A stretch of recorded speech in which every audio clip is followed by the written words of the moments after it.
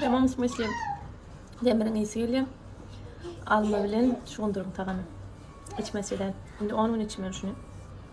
Şu anda deri kaldıran ekim. Dermanlara seredinde tebi usulda şey kaldırmak katık o faydası var dediler. Natasha şunları şundur bilen alman soğuğun içmeli iyi bilen.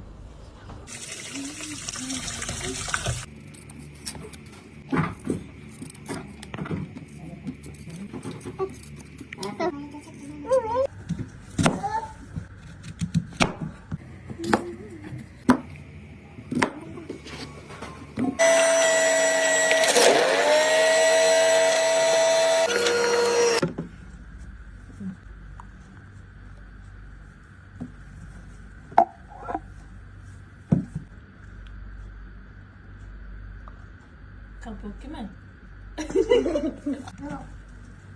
Ben içkır suyucu. Suyucu.